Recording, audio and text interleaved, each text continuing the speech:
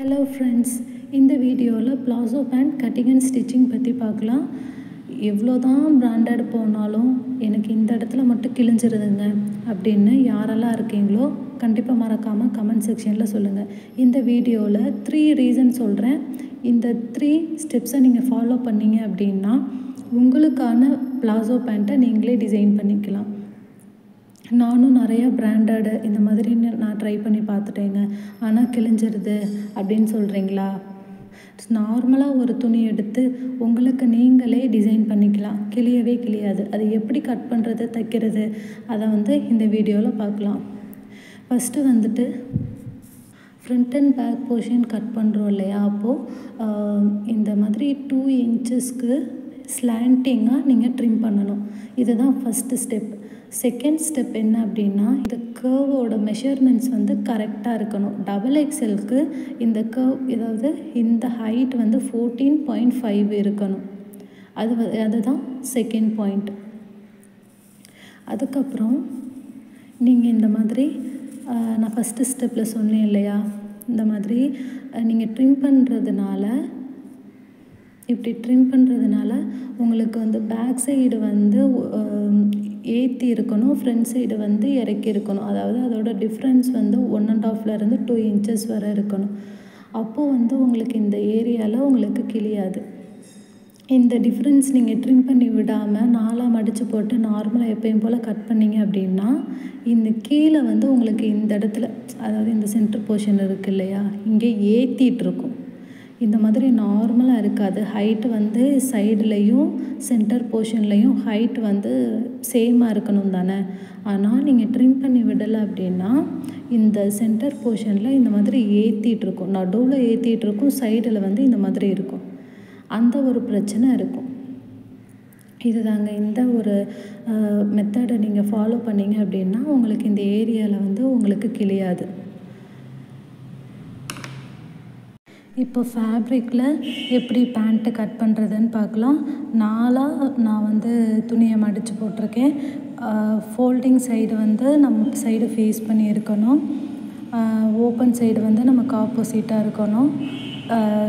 நான் இந்த பேண்ட்டு தைக்கும்போது உங்களுக்கு பார்க்குறதுக்கு ஷேப் இல்லாமல் இருக்கலாம், ஆனால் உங்களுக்கு போடுறதுக்கு ரொம்ப கம்ஃபர்டபுளாக இருக்கும். ஃபஸ்ட்டு மேலேருந்து 1 இன்ச்சு குறிச்சிக்கோங்க. அதுக்கு கீழே 2 இன்ச்சஸ் நீங்கள் மார்க் பண்ணிக்கோங்க. இந்த 1 இன்ச் ரஃப்பாக நீங்கள் ஃபோல்ட் பண்ணி தைக்கிறதுக்கு, இந்த 2 இன்ச்சஸ் எலாஸ்டிக் வச்சு தைக்கிறதுக்கு. இதை ஒரு ஸ்ட்ரெயிட் லைனாக நீங்கள் ட்ரா பண்ணிக்கோங்க. அதுக்கப்புறம் இந்த மார்ஜின் போக அதிலேருந்து ஒரு 14.5 வச்சு மார்க் பண்ணிக்கோங்க. இதோட வித்து 14.5 தான் இருக்குது. அதாவது 13.5 வச்சு மார்க் பண்ணிங்க அப்படின்னா அது உங்களுக்கு அந்த இடத்துல கம்ஃபர்டபுளாக இருக்காது சென்டர் போர்ஷனில். அதனால் 14.5 வச்சு மார்க் பண்ணிவிட்டு நான் ஸ்லாண்டிங்காக நான் போட்டிருக்கேன். அதாவது கர்வாக ட்ரா பண்ணுவாங்க எப்போவுமே, ஆனால் நான் ஒரு ஸ்லாண்டிங்காக கோடு போட்டு நான் வரைஞ்சிருக்கேன். இப்படி நீங்கள் போடுறதுனால உங்களுக்கு எப்போவுமே கிழியாது. அதுக்கப்புறம் நான் இந்த மாதிரி மேலே ஒரு ஸ்லாண்டிங்காக கோடு போட்டிருக்கேன். ஏன் அப்படின்னா உங்களுக்கு சென்டர் போர்ஷனில் ஏற்றிட்டு இருக்காது, அதுக்காக தான். இப்போ நம்ம எப்படி தைக்கிறதுன்னு பார்க்கலாம். ஃபஸ்ட்டு 2ஆக மடித்து போட்டுட்டு சென்டர் போர்ஷன் தைச்சிக்கோங்க. அதுக்கப்புறம் கீழே கால் சைடு வரும்ல, அதை நீங்கள் தைச்சிக்கோங்க. அது தைக்கிறதுக்கு ஃபஸ்ட்டு சென்டர் போர்ஷன்லேருந்து நீங்கள் தையல் போடுங்க. அப்படி நீங்கள் தையல் போடும்போது சென்டர் போர்ஷனில் ஏற்றி இறக்கி இருக்காது. அதனால் இந்த மாதிரி நீங்கள் தைச்சிக்கோங்க. இதை நூல் பிரிஞ்சிட்டே வர்றதுனால மடக்கியும் ஒரு தையல் போட்டுக்கோங்க.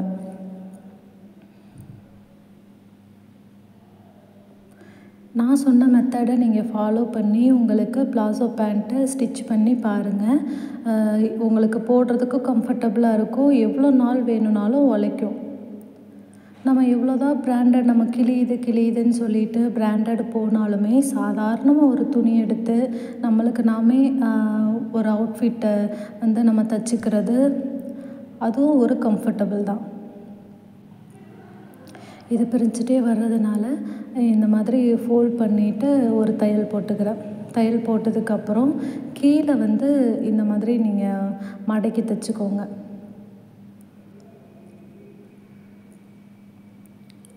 Double XL size palazzo pant எப்படி கட் பண்ணுறது ஸ்டிச் பண்ணுறதுன்னு நம்ம பார்க்குறோம்.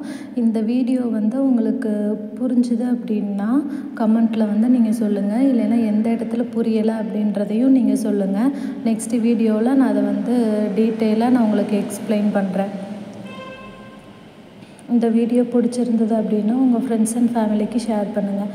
நம்ம சேனலில் நிறைய வீடியோஸ் இருக்குது. அதையும் நீங்கள் மறக்காமல் செக் அவுட் பண்ணி பாருங்கள்.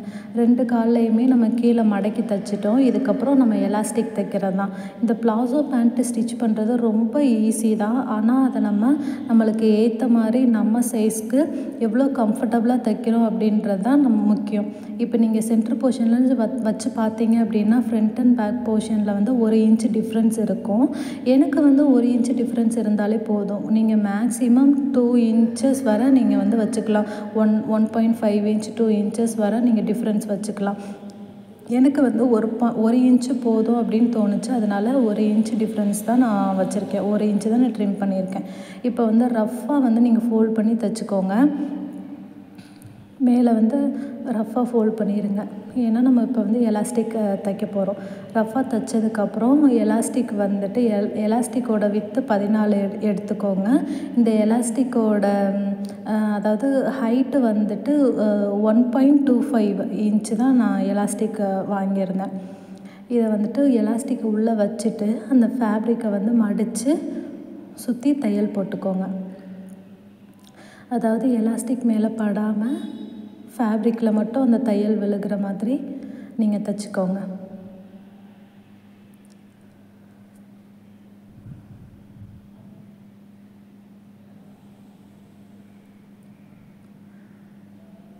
எனக்கு வந்துட்டு ப்ளாசோ பேண்ட்டுன்னு கிடையாது, நார்மலாக எந்த பேண்ட்டுமே கிழியறதுனால நான் வந்துட்டு நிறைய சர்ச் பண்ணி பார்த்துட்டு 3 மெத்தடு நான் வந்து கண்டுபிடிச்சேன். அதை தான் உங்கள்கிட்ட ஷேர் பண்ணணும்னு நினச்சேன். தனியாக செப்ரேட்டாக வீடியோ போட்டிருக்கேன்.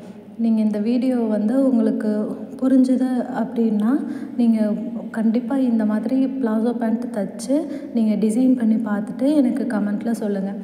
இதுக்கப்புறம் நீங்கள் வந்துட்டு இந்த மாதிரி எலாஸ்டிக்கை பிடிச்சு அதாவது ஸ்ட்ரைட்டாக வச்சு ஃபுல்லாக ஒரு தையல் போட்டுக்கோங்க.